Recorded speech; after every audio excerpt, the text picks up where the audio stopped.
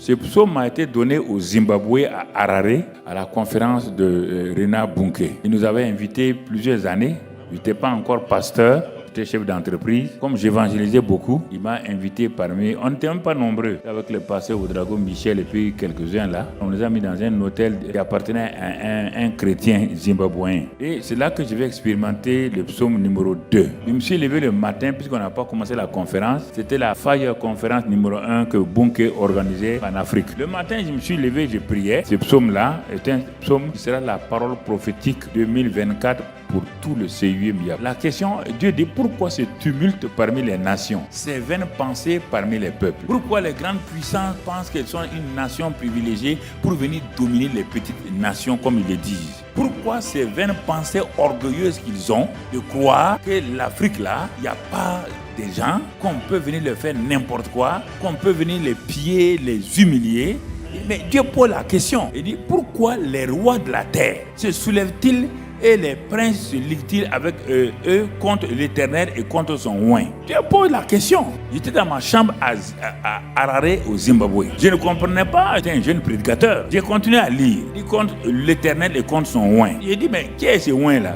Mais Dieu me dit, si c'est toi qui lis la Bible là, toi qui es en train de lire la Bible là, alors pourquoi je vais aller parler à un autre oint? Je n'ai pas parlé de Reinhard Bonnke. Bonnke n'est pas en train de lire le psaume 2 actuellement. Il est en train de lire le psaume 2. Il dit, mais c'est moi, donc je m'adresse à toi. Il n'y avait rien de tout ça, il n'y avait rien. Pourquoi même était un début? Qu'est-ce que Dieu dit? Brisons leurs liens, délivrons-nous de leurs chaînes. C'est lui qui siège dans les cieux rit.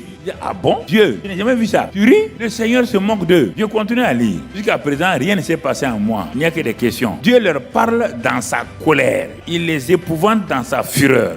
J'ai commencé à prendre au sérieux ce qu'il disait. Donc Dieu peut manifester sa colère et puis sa fureur. C'est moi qui ai oint mon roi sur Sion, ma montagne sainte. De quel roi il parle? En ce temps, on ne connaissait pas l'expression Dieu a fait de nous des rois et des sacrificateurs. Quand on voyait le mot roi, on pensait au roi païen. Il dit, mais lui n'a jamais oint un roi païen sur Sion. Jamais. Donc, je continue à lire ce matin-là, dans cette chambre-là. Je me posais des questions. J'avais de l'incrédulité. On est venu à la conférence du grand Reinhard Bonnke. Tous les grands hommes de Dieu, les Maurice Cerullo. Moi, petit Burkinabé, je suis dans ma chambre. Dieu me donne ce psaume-là. Et tu crois que je vais croire comme ça? Pour moi, je voyais tous les grands hommes de Dieu là. Sûrement, c'est à eux. Et il dit, mais quand tu ouvres la Bible là, même ta femme n'est pas là, je m'adresse à toi. Il dit, je publierai le décret. L'Éternel m'a dit, tu es mon fils, tu es engendré aujourd'hui. Quand j'arrive là, brusquement, le Saint-Esprit me saisit. Pourquoi vous doutez? Mais ils sont comme ça nombreux. Tous les Africains, ils n'ont jamais accepté leur identité. On leur a enlevé toute leur identité. On les a traités d'esclaves. On les a traités de mauvais garnements. Ils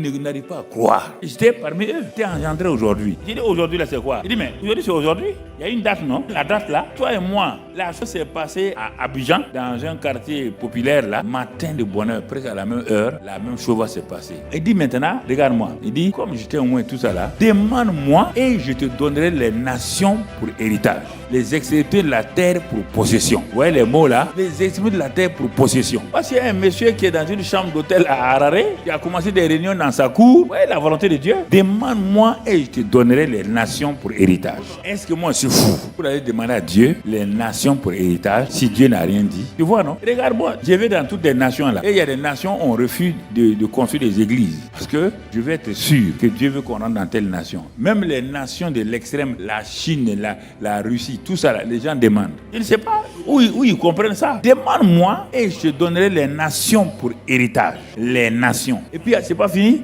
Les extrémités de la terre pour possession. Quand je suis arrivé là-bas, quelque chose va changer dans la chambre. Une atmosphère surnaturelle vient dans la chambre. Tu les briseras avec une verge de fer. Tu les briseras comme le vase d'un potier. Il y a des mots quand Dieu vous dit, vous ne pouvez pas accepter qui tu es. C'est ce qui fait que beaucoup d'entre nous manquons notre destinée. Nous n'arrivons pas à conquérir parce que nous croyons que ce n'est pas à Dieu, ce n'est pas à nous que Dieu s'adresse. Nous croyons que ce n'est pas possible. Mais Moïse, il n'y avait rien de possible. C'est pourquoi il a fui. Et regarde, il n'est pas mieux que moi. Il a fui. 40 ans. Gédéon a dit non. Lui, il est le plus petit. Jérémie dit que lui, il est un enfant. Les hommes répondent comme ça à Dieu. Parce qu'ils pensent que Dieu veut que ce soit eux qui fassent. Non. Il te dit, demande-moi. Sois attaché à moi. Voilà ce qui va se passer. Tu les briseras comme le vase d'un potier. Il parle en esprit. Roi, conduisez-vous avec sagesse, juge de la terre, recevez instruction. Là, il ne s'adresse plus à celui qui lit, il s'adresse à toute l'atmosphère pour que les gens comprennent. Il continue. Servez l'Éternel avec crainte et réjouissez-vous avec tremblement. Et enfin, le dernier verset. Baisez le Fils de peur qu'il nous s'irrite et que vous ne périssez dans votre voie. Car sa colère est prompte à s'enflammer. Heureux tous ceux qui se confient en lui. L'atmosphère de la chambre a changé. Les anges ont apparu. Non, ce petit Burkinabé, non, ça c'est pas possible. Et j'ai commencé à regarder comment, où, quoi, par quel moyen. Même Dieu me parle comme ça là. Quand j'ai fini, je suis sorti de ma chambre. Je suis allé à la réunion d'ouverture. Mais j'étais un peu vraiment dans les nues, quoi, dans les nues. Benson Idaoussa a prêché ce jour-là, un homme de foi nigérian. Il a prêché avec autorité. J'ai vu les Maurice Serolo là, les chaises roulantes là passent comme ça. Quand il lève la main, les gens se lèvent, ils marchent. Il n'y a pas quelqu'un qui est qualifié pour faire le travail de Dieu. Ça n'existe pas. Bunke n'était pas qualifié. C'est quand il était parti en Angleterre qu'il a rencontré l'homme de Dieu qui a posé sa main sur lui. Il n'y a pas un homme qui a été qualifié pour faire l'œuvre de Dieu. Personne n'est qualifié. Si cette année-là, tu manques ça là, ça veut dire que toi-même, tu ne veux pas avancer. Personne n'est qualifié. Ni Jésus, ni personne. Personne à qui Dieu a dit, toi tu peux faire ça, tu vas faire ça. Non. Et tous ont hésité. Et tous ont dit non. Donc tu vois, et quand cette présence de Dieu, quand ces anges-là ont rempli.